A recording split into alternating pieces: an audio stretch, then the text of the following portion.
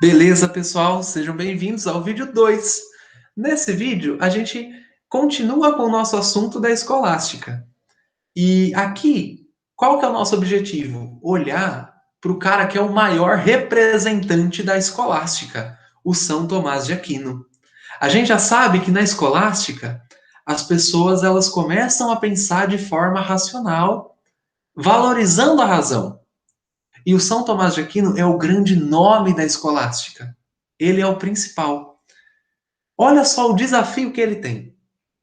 Nós já vimos que ele estudou no seminário, sofria bullying, era chamado de o boi mudo da Sicília. Sicília é o lugar onde ele nasceu. E o São Tomás de Aquino está se formando num momento em que na Arábia, no Oriente Médio, dois filósofos estão escrevendo. Quais são esses filósofos? Avicena e Averroes. Esses Avicena e Averroes, eles traduziram os textos de Aristóteles para o árabe. Eles traduziram do grego para o árabe. Até então, os textos de Aristóteles estavam perdidos. Ninguém tinha acesso aos textos de Aristóteles. Mas o Avicena e o Averroes traduziram. E o Aristóteles, ele dizia o seguinte, pega a visão aqui, ó. Aristóteles dizia que esse negócio de dois mundos, migué, só existe este mundo. O único mundo que existe é esse. E este mundo é aprendido, é conhecido através dos sentidos. Porque eu relo, toco, cheiro, porque eu faço isso, eu conheço. O Aristóteles, vamos lembrar, ele não concorda com aquela ideia do Platão. Platão falava dos dois mundos. O Aristóteles falou, não, migué, migué, tem um mundo só. E o Avicena e o Averroes traduziram o texto do Aristóteles para o árabe e espalharam a ideia do Aristóteles. Essa ideia ficou conhecida. Mas essa ideia do Aristóteles critica o Platão. E aqui vamos conectar as coisas. A Europa, então, acabou de ler o Aristóteles. A Europa teve acesso ao Aristóteles. Boa parte da filosofia cristã da Europa não estava baseada em Aristóteles. Estava baseada em Platão. E o Aristóteles critica o quê? Critica o Platão.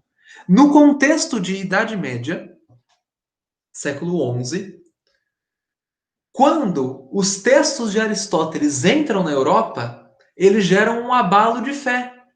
Porque como que o europeu pensava, formado pela patrística, pelo Santo Agostinho, que se inspirou no Platão? O europeu pensava assim: tem dois mundos, o meu e o de Deus. E eu chego a Deus pela fé. Oh, beleza, da hora. E o Aristóteles ele vem muito forte falando que não, tem um mundo só. Só esse. E aí os crentes, os cristãos, tinham que responder essa pergunta. Ué, peraí. Quem está certo? A filosofia que tem base em Platão e que fala sobre céu, que o Santo Agostinho fez? Ou o que esses árabes estão me apresentando que é o Aristóteles? Surge uma briga. E nesse ponto entra o São Tomás de Aquino. São Tomás de Aquino, ele tem esse desafio, provar que Aristóteles não está contra a fé em Deus, mas que Aristóteles confirma a fé de Deus, a fé em Deus, né? E ele dirá o seguinte: o Aristóteles, ele, com o seu raciocínio, o seu pensamento, ele não está negando a fé. Aristóteles está apoiando a fé. E aí, o São Tomás de Aquino, ele tem essa briga. Vou provar que Aristóteles está certo, que os árabes estão errados e que o Aristóteles não vai contra a igreja, mas que o Aristóteles confirma a igreja. Bom, esse é um primeiro ponto. Agora a gente vai ver como que o São Tomás de Aquino vai fazer isso, né? Esse exercício. São Tomás de Aquino dirá: na filosofia do Aristóteles, só tem esse mundo, isso aqui. Parece fundo branco, mas é só a parede. É um fundo branco também, mas é a parede. Para o Aristóteles, só existe esta realidade, a realidade que nos cerca. E o São Tomás de Aquino dirá: olha, eu consigo provar, através da realidade que nos cerca, que Deus existe, que Deus é real.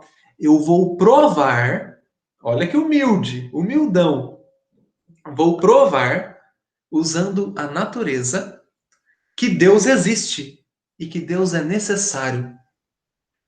Isso que o Aristóteles está que o Aristóteles não, perdão, que o São Tomás de Aquino está fazendo, nós chamamos em filosofia de argumento cosmológico. Por quê? Porque o Aristóteles, desculpa de novo. Porque o São Tomás de Aquino, ele está usando o cosmos, a criação, a natureza, para provar um argumento. Por isso que nós chamamos de argumento cosmológico, argumento no qual São Tomás de Aquino usa a natureza para defender a causa cristã.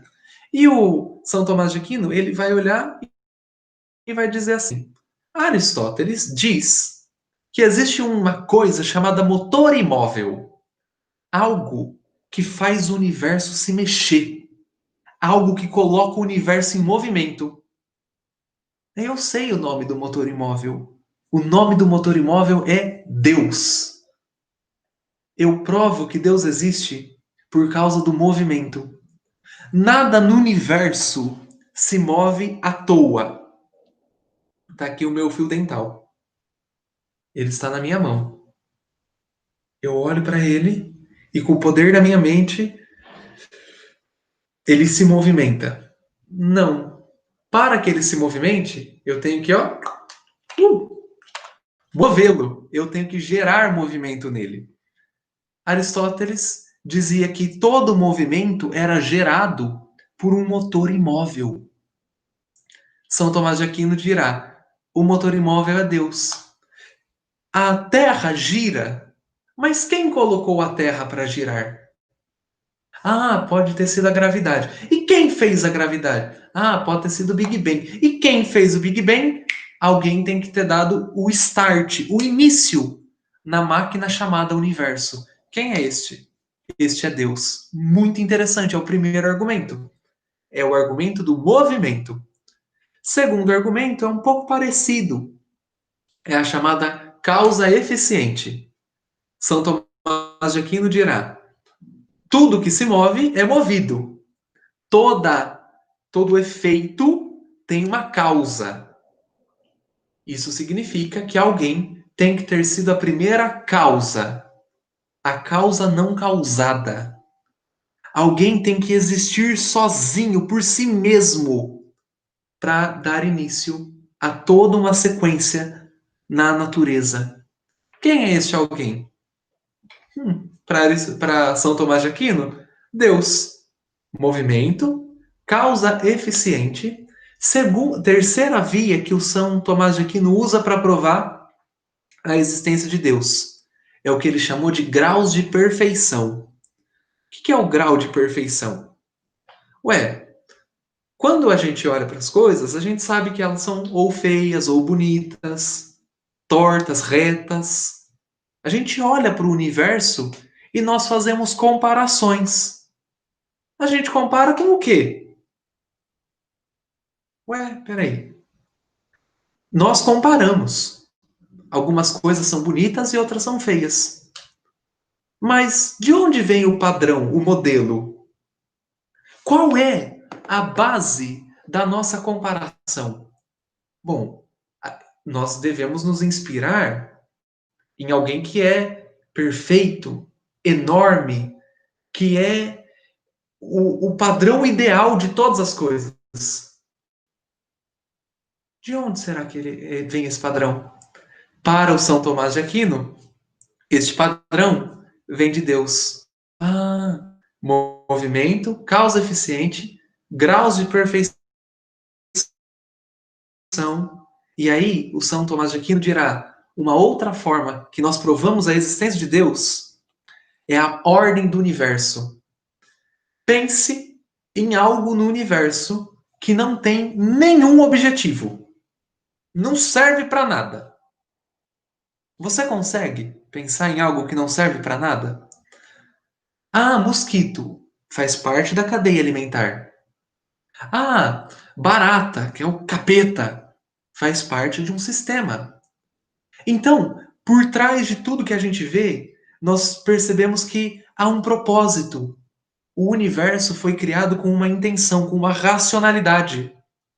Quem será que fez isso? Deus. Deus fez isso. Deus deu origem ao movimento, Deus deu origem a todas as causas, ele foi o primeiro causador. Deus é o padrão de perfeição. Deus deu sentido, propósito, ordem no universo. E por último, que é um argumento muito interessante que o São Tomás de Aquino usa, ele fala sobre a finalidade. Tudo no universo tem um encaixe, está em um lugar, está em um lugar. E tudo no universo tem um porquê, tem um alguém, um propósito. O sapo sapeia, a maré mareia, o vento venteia e o homem. Para que serve o homem? O homem, o ser humano, existe com essa grande pergunta: qual é o motivo da nossa existência? Por que que em algum momento a gente abriu os olhos, começou a respirar e por que que a gente fica tão incomodado com a vida? Qual é o propósito? São Tomás de Aquino dirá: o ser humano pensa em propósito, ele pensa em objetivo, porque o universo foi criado com um objetivo. Qual é o objetivo do universo? Estar com Deus e dar glória a Deus. Qual é o objetivo do ser humano? Para São Tomás de Aquino, vocês já imaginam a conclusão: estar com Deus. Ah, discordo. Tudo bem, estamos pensando como se fôssemos São Tomás de Aquino. Mas o São Tomás de Aquino dirá: movimento, causa eficiente, graus de comparação, ordem no universo, finalidade, propósito. Quem colocou isso na criação? Quem colocou isso no ser humano? Alguém que tem uma mente brilhante e que fez o ser humano para estar com ele. Quem é este cara? Para São Tomás de Aquino, é Deus. E o São Tomás de Aquino ele vai fechar o raciocínio dele com um raciocínio, uma ideia bem legal, bem interessante. São Tomás de Aquino ele vai dizer assim: tudo isso são evidências, são 5 caminhos que provam que Deus existe. Eu uso a natureza para provar que Deus existe. Mas isso não gera fé. São Tomás de Aquino dirá: a fé é algo que vem de Deus. Pela razão, eu posso provar que Deus tem que existir. Faz todo sentido. Mas isso não me faz crer em Deus. Então, para o São Tomás de Aquino, ele separa. A razão pode algumas coisas, a fé pode outras. E ele vai dizer que através da razão é possível encontrar algumas verdades. Através da fé é possível encontrar outras verdades. Olha o que o São Tomás de Aquino fez. Ele dividiu, separou. Do São Tomás de Aquino para frente, toda a filosofia vai começar a ver as coisas separadas desse jeito. Razão de um lado, fé para o outro. Ele foi o cara que fez isso. E isso é bom ou ruim? Aí é uma coisa que a gente vai ver na história da filosofia. Falta comentar algumas coisas sobre o São Tomás de Aquino. Primeira coisa, ele então pega o Aristóteles e tenta relacionar o Aristóteles com o cristianismo. Ele acredita que a fé e a razão se complementam. Ok, legal. Ele acredita que é possível chegar à verdade através da razão. Top. E o São Tomás de Aquino, esse grande teórico, ele vai criar um método. Olha o método dele, que interessante. É um método de debate. Como assim?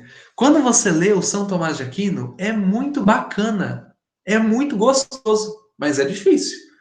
Ele escreveu um livro, na verdade, um conjunto de livros que se chamam Suma Teológica. É bem grande, viu? Nossa, se você quiser ler, Deus te abençoe, Deus te abençoe. É muito legal, mas dá trabalho. Sabe como que é o livro? O estilo de escrita de São Tomás de Aquino? É assim, ó. Ele apresenta uma tese, uma ideia. Ele apresenta quem questiona a ideia dele. Ele mostra por que essa pessoa está errada. Aí ele mostra outros autores que concordam com esse que discorda dele. E aí ele mostra por que estão errados. Então, ele faz a escrita no debate. Ele não chega e fala uma verdade. Ele vai demonstrando ela na escrita.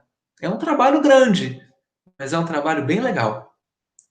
Eu espero que você tenha entendido a ideia do São Tomás de Aquino. Espero que você tenha gostado. Isso é o principal. Na live nós comentaremos outras coisas. E anote as suas dúvidas. É um prazer muito, muito, muito grande poder estar aqui com você, ensinando e aprendendo. Até a nossa live daqui a pouquinho. Tchau!